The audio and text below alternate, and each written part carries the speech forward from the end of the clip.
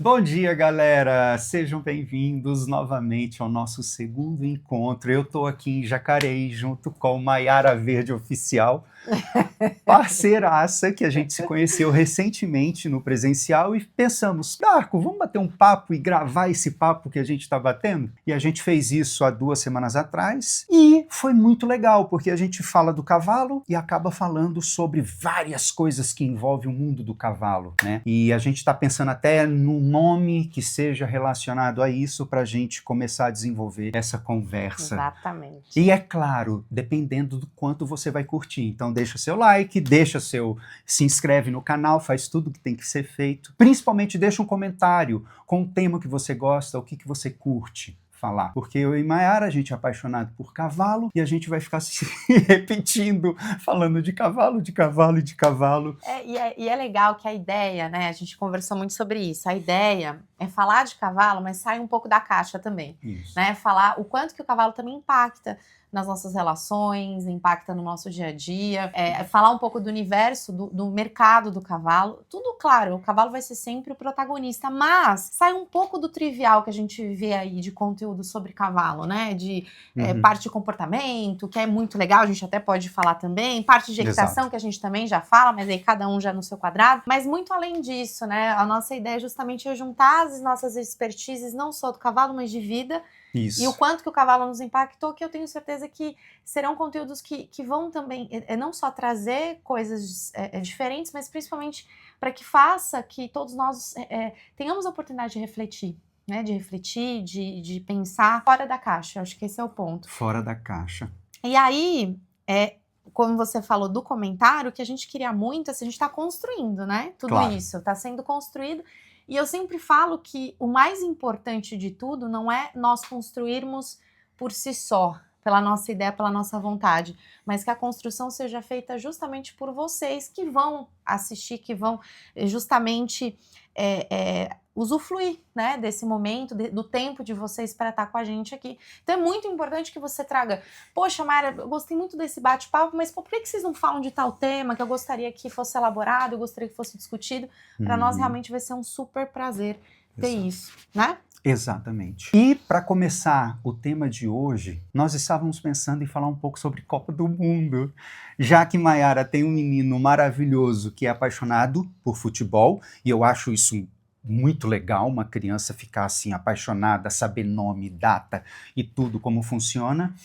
E, por outro lado, eu tenho um grupo de amigos, tudo da minha idade, tudo 50 mais também, com suas famílias, e a gente estava comentando uma coisa, Maiara, que é a Copa do Mundo está com uma energia muito legal, muito saudável, muito boa, e trazendo reflexões legais. Por exemplo, Messi fez 2 jogos até agora, sendo que no primeiro ele sozinho marcou 3. E no segundo jogo, Messi bateu um pênalti, errou, foi lá e fez outros 2.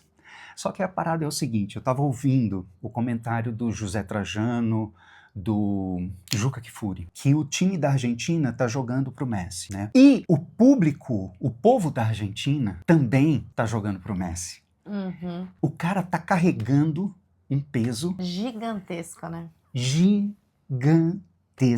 E com amor, com alegria, inclusive dando entrevistas bonitas, assim.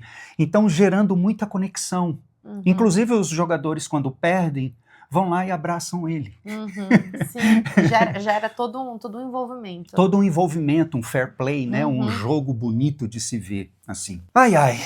E aí, gente, vocês estão se perguntando aqui, Mayara, ótimo, eu tô aqui, mas eu gosto de cavalo, eu não gosto de futebol. O que tem a ver uma coisa com a outra? Então, na verdade, gente, a ideia de trazer essa compartilhar, primeiro que é um tema que está em voga, né, estamos no meio da Copa, realmente, meu filho é alucinado, eu acabei também entrando na onda, né, apesar que eu gosto de futebol pra caramba, mas entrei, mas a nossa discussão, justamente o que ele trouxe dessa questão, desse exemplo da Argentina, como nós estávamos falando do Senegal, de outros países, fazendo uma ponte com o universo do cavalo. Por que hoje a gente percebe, né, principalmente nós que transitamos por vários.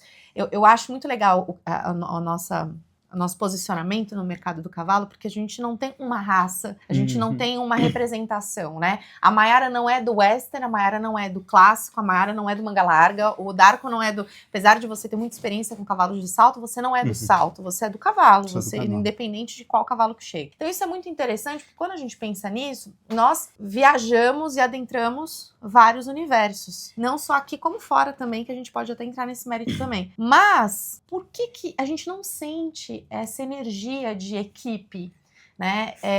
Essa energia de patriotismo, de um torcer pelo outro, né? Aquela coisa de apoio, né? De realmente vibrar no cavalo. E óbvio, gente, não queremos ser injustos, que sim, existem grupos, existem pessoas, existem, sempre existe, tá? Nós não estamos generalizando. Mas quando a gente pega um panorama de todas as raças, tá? E adentra isso, nós não percebemos isso. E é muito doido, porque quando nós falamos de equitação, de esporte, principalmente do esporte equestre, é uma equipe. É um conjunto, É um né? conjunto, claro. Que não só o cavalo, né? É um conjunto do treinador, é um conjunto do tratador, é um conjunto do ferrador, é um conjunto do veterinário. Exatamente. Que todo mundo tem que estar na mesma vibe. Exatamente. E a gente não sente isso. Exatamente. Uma coisa que eu noto muito semelhante nisso é uma construção de longo prazo. A França, que está como a favorita da Copa, assim, tá jogando um bolão. Tem vários Mbappés no time da França. Qualquer hora pode rolar um lance lindo. Foi o que aconteceu ontem, inclusive. Eles estão, eu não lembro quantos anos, mas eles estão há 3 ou 4 Copas com a mesma base, com o mesmo treinador. Entende? Eles se programaram para vencer a Copa passada, perderam para a Argentina. Tudo bem, foram para a semifinal, lindo, maravilhoso, mas eles continuaram o trabalho e eles entraram para ganhar. Né? Exatamente. Quando eu estive nos Estados Unidos trabalhando com uma família, eu percebi essa cultura do cavalo, que a gente estava conversando antes. Que levantava muito cedo para limpar cocheira, alimentar, fazer um monte de coisas, eu tinha que fazer com uma métrica e uma precisão para que a Mira, que fosse a moça, a menina, que ia montar a prova ao meio-dia, estivesse com um cavalo com o mesmo nível de comportamento que ela já conhece. Exato. E para isso eu tinha que seguir um procedimento. Ou seja, o tratador, lá chama-se Groom, né? Sim. Que é o cavalariço, ele tem que ter o mesmo procedimento até a hora desse cavalo voltar para a pista. Manja? Eu achei isso interessante, bonito.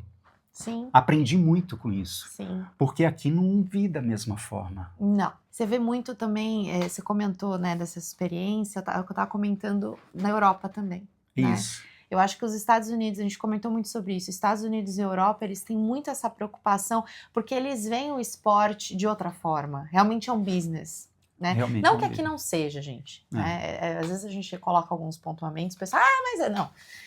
Tem que sempre falar, não que aqui não seja, parentes. Não. Que sempre tem um mimimi da vida.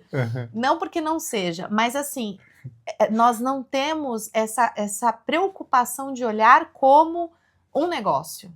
Como um negócio. Mas um negócio ético, né? Porque a gente fala de negócio, todo mundo já pensa em exploração, não tô falando disso. Tô falando de um negócio no sentido de, quando você fala dessa questão do groom, eu também não tinha essa percepção. E olha aqui, são anos participando de grandes provas aqui em São Paulo, assim, participando como mesária, juíza, classificadora, e lá, em grandes hípicas. E aí, quando me deparo e vou para fora, né? E vou num CDI, um CPDI, né? Que é um campeonato internacional de adestramento, de para-adestramento.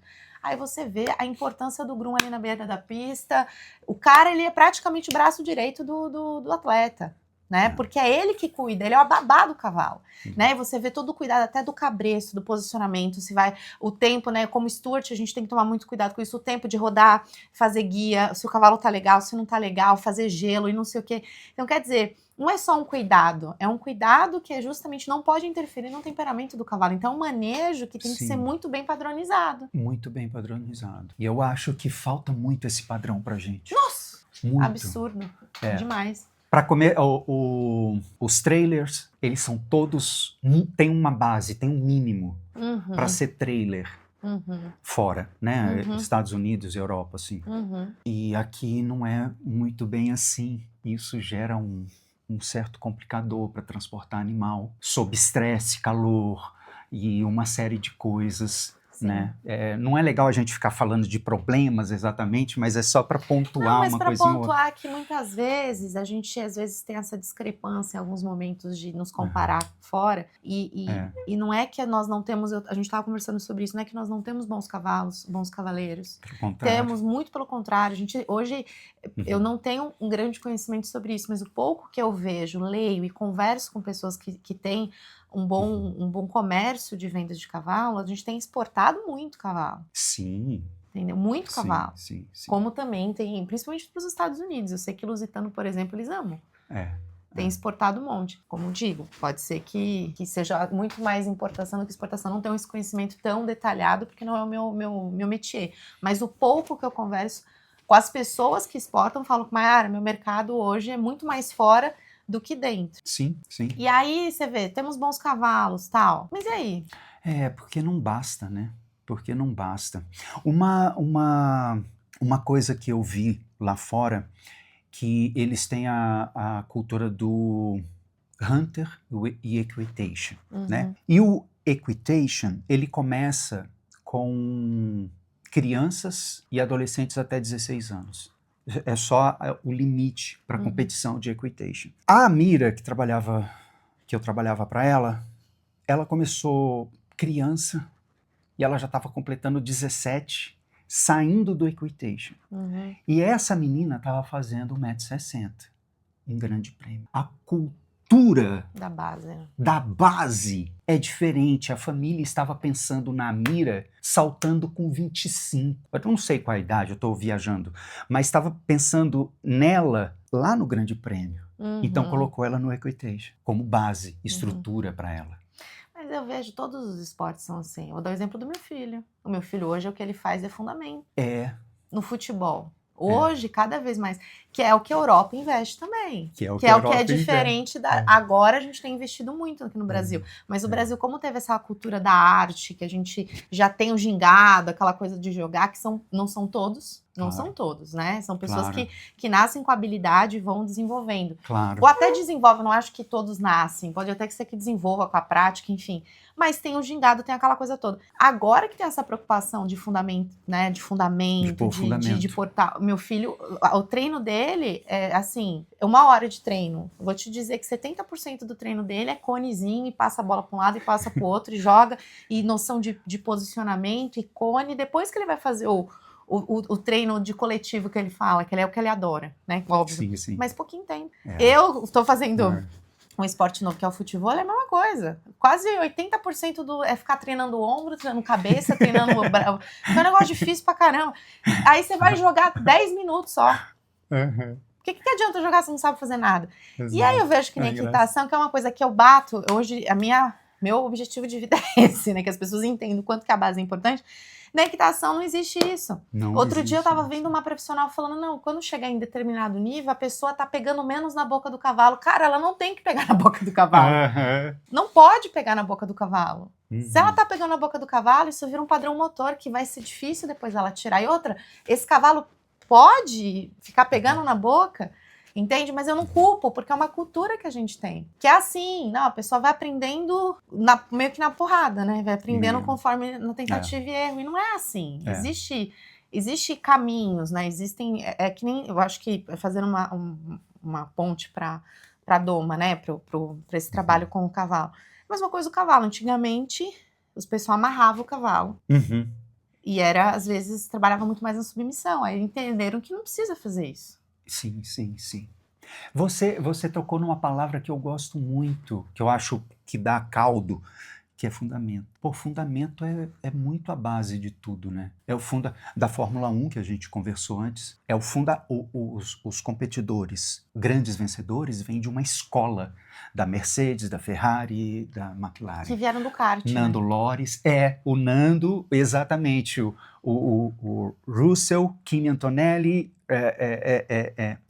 Cara, é muito doido. Lewis Hamilton. Todos vêm de uma... Eles têm fundamento. É muito doido, né? Isso. Muito. Muito E bom. sabe também que eu acho incrível? Que o fundamento, é o arroz com feijão bem feito sempre leva à excelência. Uma pessoa que Fala essa frase de novo. Desenvolve. Como que é o arroz? Feijão bem O arroz com feijão bem feito leva à excelência com a repetição. Porque vamos parar para pensar, você quer um cara que ele faleceu esse ano e para mim foi um ícone, é o Oscar Schmidt. Putz. E ele é um exemplo disso. Putz. Ele mesmo falava, eu não sou mão santa, eu sou mão treinada, pô. Eu faço 1000 cestas, sei lá quantas, eu tenho que acertar as 1000 direto, senão eu não paro. A Hortência fazia isso. A Hortência. Né? Então, assim, são pessoas que você vai falar assim, mas o cara, pô, ele fazia só um movimento, só um movimento, só um movimento. Quer dizer, ele não tava fazendo drible, ele não tava fazendo nada demais. Ele tava fazendo uma coisa básica no basquete, que é acertar uma cesta. É o arroz com feijão bem feito. Aí o que acontece? Mas isso é do ser humano. E com o cavalo isso é muito maior ainda. A pessoa, eu vejo muito isso acontecer. A pessoa não tem nem equilíbrio, ela não sabe nem o que ela tá fazendo no trote, ela já quer galopar. Nossa, a gente tem uma questão aí muito legal para conversar. Fala aí, continua. Não, e aí é o que eu falo, né? A mesma coisa do salto. Você vê, a menina prova sensacional. Fora também, tem toda uma base primeiro, que é o óbvio. É a mesma coisa de uma escola. Por isso que eu chamo de equitação fundamental. Mesma coisa de uma escola. Como que eu vou pegar... Equitação fundamental.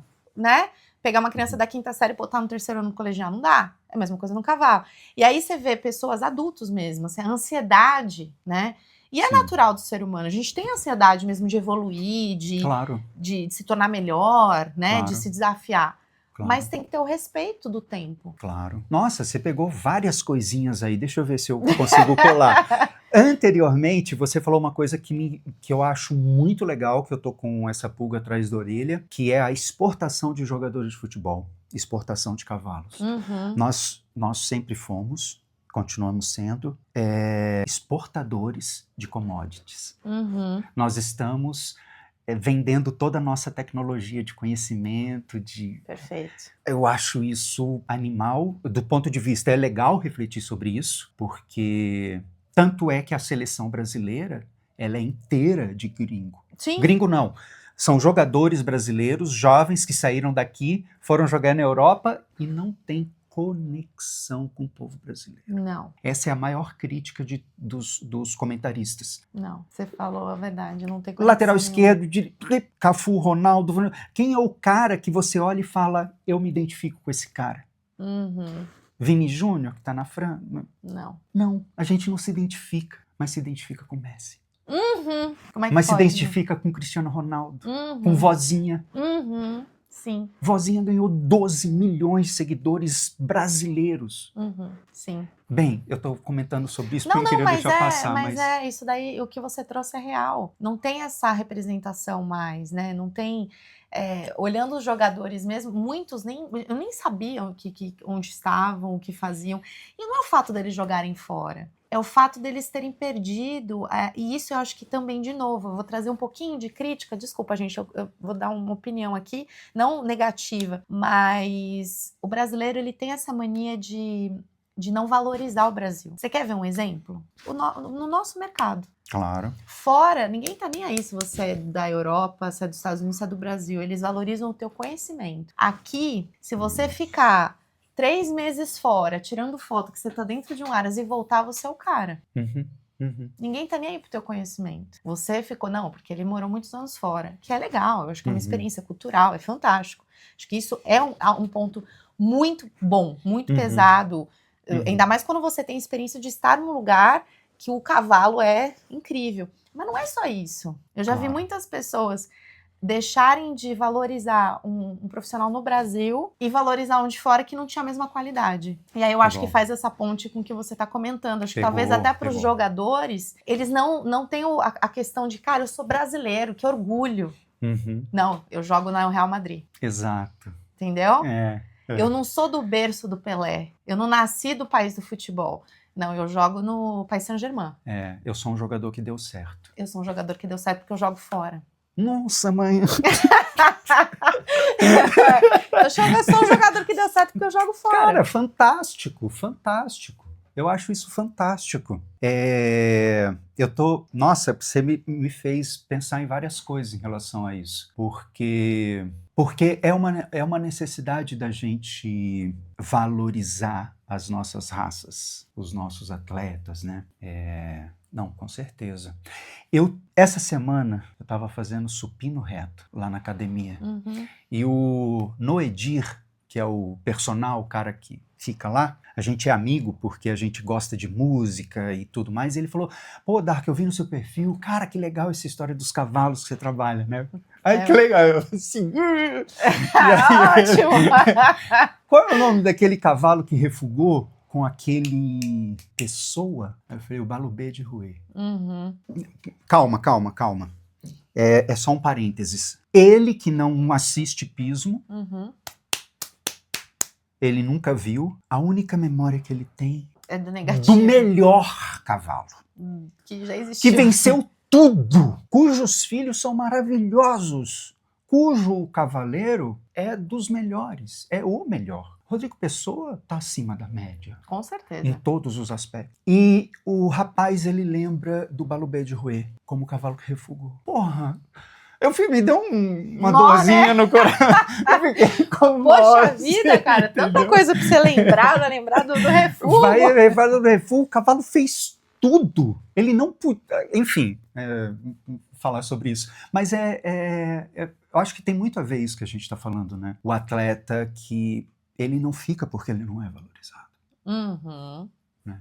Exatamente. E aí traz essa ponte no que nós estávamos falando, né?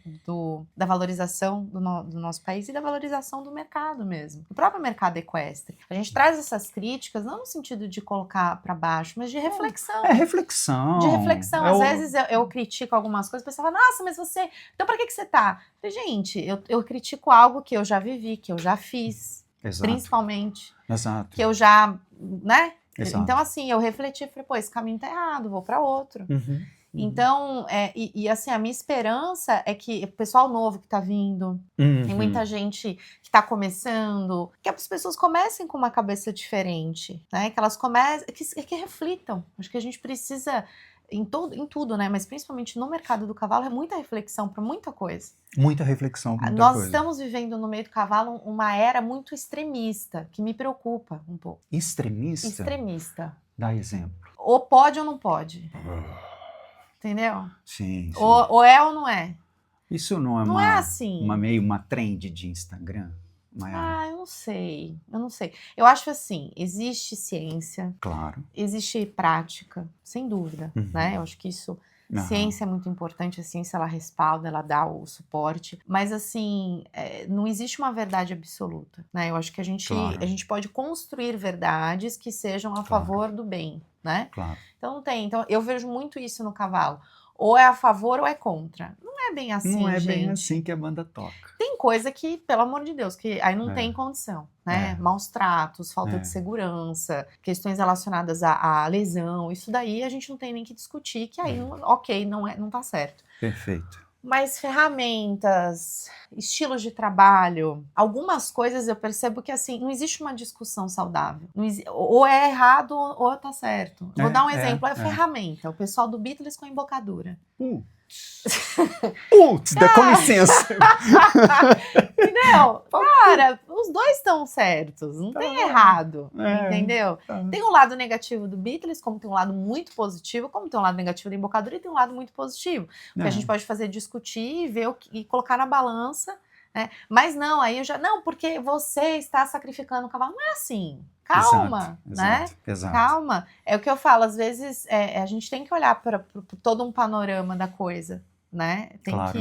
Não é tão assim o negócio que leva, né? Existe uma paleta de cores entre o certo e o errado. Existe uma série Outra coisa que eu acho que reflete muito contigo também é a coisa do reforço positivo e o de negativo, né? De pressão e alívio. Também, pra mim, não tem nada um lado errado e nem lado certo. Depende do contexto, depende da forma de utilização. Mas aí quem usa reforço positivo fala que o negativo é ruim.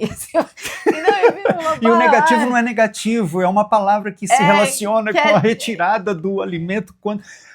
Exato, que não é negativo de ruim. Não é um termo do condicionamento. Do condicionamento. Não, então, e aí vira uma loucura isso, né? Você fala, gente, calma, né? Então, Sim. E aí eu acho que... Calma. Ai, que palavra boa, Mayara. Calma, galera. Vamos tomar um café. Vamos bater um papo, né? Não, e vamos construir juntos. Vamos construir juntos. Eu acho que... E é doido eu falar isso, porque às vezes eu escuto muito pessoal falando que porque tá errado fazer tal coisa. Eu falo, gente, mas eu falo que tá errado porque eu tô falando de física. Tá. Então, por exemplo, não tem uma variável de o calcanhar tem que ficar para baixo ou não para baixo. Ele tem uma posição correta. Sim. Então, aí não é uma variável. Não é uma variável você se pendurar na boca do cavalo. Perfeito. Mas é uma variável, às vezes, dependendo da ferramenta que você vai usar. Não sei se você concorda. Eu concordo, só que eu vou para trás ainda. Antes de chegar nesse ponto, a minha questão é a culpa no objeto. Isso me irrita um pouco. Pronto. Vamos falar que a gente não está fazendo... a gente está, como é que fala? Regurgitando o nosso rancor. Não. Não é isso. Não. Eu entendo. O chicote não é culpado. Exato, a espora também não. Não tem culpa. Ponto. Vamos tirar o chicote que a gente resolve o problema.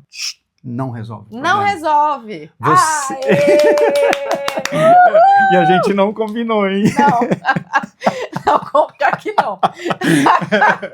O garfo não tem... O garfo você pode usar para comer, você pode matar outra pessoa, você pode furar... A arma, mesma forma, é uma visão de mundo muito dualista, né? E de terceirização, né? E de terceirização da culpa. Isso dá psicanálise. Não, é terceirização. Isso é psicanálise, terceirização porque é o que mais eu escuto, é terceirizar. É muito. Você sabe que assim, eu mexo numa coisa, eu falo pra todo mundo, gente, eu mexo numa coisa horrível, porque eu mostro pro outro que ele tá errado. É horrível você falar, pô, eu tô errado. É mais fácil eu colocar. Dói. É muito mais fácil eu trocar a ferramenta, eu trocar o treinador, eu trocar o cavalo, trocar a sela, do que eu falar, poxa vida, tô mal aqui na fita. Exato. Entendeu? Então é o que você falou. Quando eu escuto muito, às vezes eu faço alguns posts de espora, de não sei o que, eu penso, porque isso é um absurdo, porque isso... Gente, tem gente que usa muito mal. Não sabe nem por que usa. Mas não é uma ferramenta ruim, se você souber usar. Sim, é uma ferramenta. Uma ferramenta. É uma ferramenta. Isso é tema para a gente levar adiante, assim. Uma coisa que a gente está falando, e eu estava conversando com um amigo essa semana, que é como que eu, Darko, eu não gosto de ativismo. A gente não vai falar sobre isso hoje, tá? Mas todo ativista, para mim, é uma pessoa meio... me enche muito o saco, sabe? O cara tá olhando o meu prato e dizendo, você sabia que esse porco, que esse boi... Eu falo, cara, não se mexe com comida. Não existe comida ruim, cara. Você não sabe o que é passar fome. Cala a boca. Me erra um pouco. Não fala o lance da comida é muito sagrada. Para você dizer que o outro tá fazendo certo ou errado. Eu não curto isso. Assim como eu não curto a culpabilização do cavalo.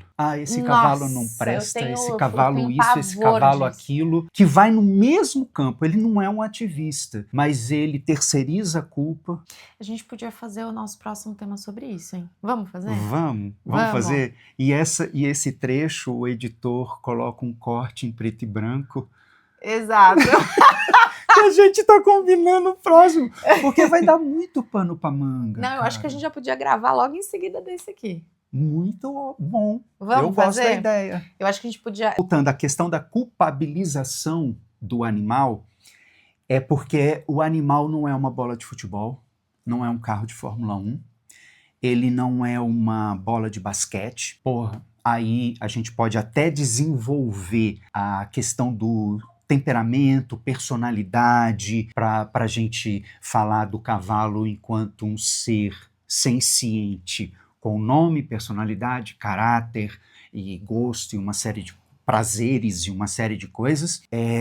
Por isso me irrita mais por culpa no cavalo. Porque você fala, essa bola aqui não é boa, a Jabulani não é boa. Tudo bem, você muda o corte da bola. Essa bola de basquete não é interessante, esse carro de Fórmula 1 não é bom. O Hamilton ficou 2 anos com um péssimo carro de Fórmula 1 que da Ferrari deu para ele. O Rodrigo Pessoa não pode falar isso de ninguém. Que ele monta. A Luciana Diniz, você não podemos. Sem nenhuma comparação. Tô falando assim, porque a gente tá falando de, outro nível de relacionamento. Que aí eu acho que trazendo pra Copa, né? Vamos fazer um link de novo, que é o nosso tema principal. Eu gosto muito de... Não gosto de deixar a questão do cavalo, trazer pro antropoformismo, né? De trazer características humanas pro cavalo, eu não gosto.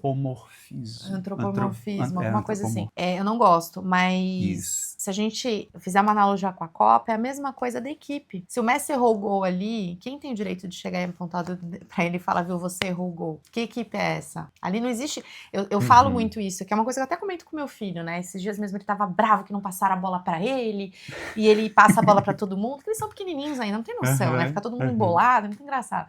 E ele tem um pouco mais de noção, ele passa a bola e ele não passava a bola pra ele fazer o gol. E eu tô revoltado porque eu não passo bola. Eu falei, isso é equipe. Bem-vindo. Isso é equipe, filho.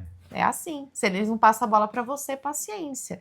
Aí o que o professor fez? Chamou a atenção de todo mundo. Eles gostam de bater pênalti. Ninguém bateu pênalti. Vocês têm que aprender a ser equipe. Olha. Vocês têm que aprender a ser equipe. Não existe um errado no futebol. Quando você fala de equipe, não existe errado. O Ronaldo, aquela vez, ele passou mal e a culpa foi dele que não ganhou a Copa. Não, foi equipe. Claro. Foi desde o goleiro, foi desde lá da comissão técnica, foi lá do fisioterapeuta, todo mundo tá envolvido. E no cavalo é a mesma coisa. Sim, claro. Só que é muito mais fácil você terceirizar o cavalo, o treinador. Até os treinadores entram na Até o treinador. Até os treinadores, coitado. Eu pego no pé dos treinadores, mas eu vou dizer pra vocês que eles também, coitados, sofrem. Eu já sofri muito. Pai, principalmente. A corda sempre rompe no ponto mais frágil, né? Eu sou adepto a defender os tratadores.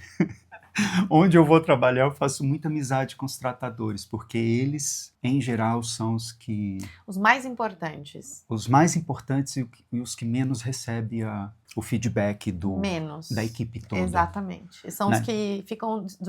Aqui, né? Bem dito. Aqui. Bem dito. Aqui, fora aqui, não. Fora aqui. Eles colocam os grooms lá no... Tanto que os grooms vão do ladinho ali do cavalo até a pista. Ladinho, diz o horário, diz o que faz, não sei o quê. Aliás, eu não sei se a galera manja, mas a palavra groom eu aprendi quando eu estive lá, é a mesma coisa que tratador, mas não é a mesma coisa. Não. Ele é um cara que tem ele tem funções mais... sofisticadas, eu diria, né? Ele sabe e ele precisa saber muita coisa que envolve a ordem do cavalariço, as habilidades do cavalariço, assim. Não é simplesmente alimentar o cavalo. Exato. Ou levar a baia ou lavar, né? Muito além disso. É muito além disso. E isso eu achei fantástico. Eu achei incrível porque eu não sabia que existia. Quando teve os Jogos Paralímpicos de 2016, nós não tínhamos muitas provas aqui no Brasil para ter experiência. Agora temos mais, principalmente no Paraequestre. CDI tem vários, mas Paraequestre tinha muito pouco. Sim. E na época nós fomos para Inglaterra. Hatchbury era uma... Hatchbury, ela fica em Gloucester, na Inglaterra, e é uma faculdade. E eles são muito fortes no cavalo, que é uma faculdade de cavalo. Nossa. Mas faculdade mesmo. Então lá tem vários cursos. E tem curso de groom. Olha. Curso de graduação. Eu não sei se é graduação, mas eu sei que é um curso técnico de groom. Tem curso de treinador, tem curso de groom, tem curso de atleta, pra você ser atleta. Muito, muito louco. Tanto que lá, agora não, porque agora eles... Cada esquina lá na Europa tem. Mas na época que eu fui, o cavalo mecânico que tinha lá só tinha lá. E acho que nos Estados Unidos. Só tinham 2 no mundo. Para estudo, eles fazem vários estudos, é incrível lá. E lá eles têm essa formação pro groom. Então a gente precisa mandar os nossos atletas para lá. Precisa vender nossos atletas. Vai para Europa que é muito melhor. Contradizendo tudo que a gente falou. Mas não, eu acho que é tentar desenvolvendo aos pouquinhos. A gente tem que dando um murro em ponta de faca. Uma hora ela mola, uma hora ela vai quebrando a ponta. Exatamente, faz todo sentido. Nossa, Mayara, Nossa, a gente foi, né? Deu uma Foi. devagada, assim. Fomos Mas na eu acho- Copa, voltamos, fomos... Mas eu acho que... Mas foi legal, foi muito bom. Galera, espero que vocês tenham gostado da nossa... Demos uma viajada, mas uma viajada... Brainstorm. Um brainstorming. Toró de ideias. Toró de ideias, mas linkando sempre a equipe ao futebol, que eu acho que hoje tem tudo a ver, Tem né? O tudo que a a gente ver. tem passado com a Copa. E, novamente, coloquem aqui o que vocês acham, o que vocês mais curtiram. Qual assunto que de repente a gente abordou um pouquinho e vocês, nossa, eu gostaria de saber mais sobre isso. Escreve aqui, para nós vai ser um prazer. Vai né? ser um prazer. E fiquem de olho que o próximo episódio nós vamos falar do ativismo, que eu achei esse tema, ó, sensacional. Muito bom. Falou, galera.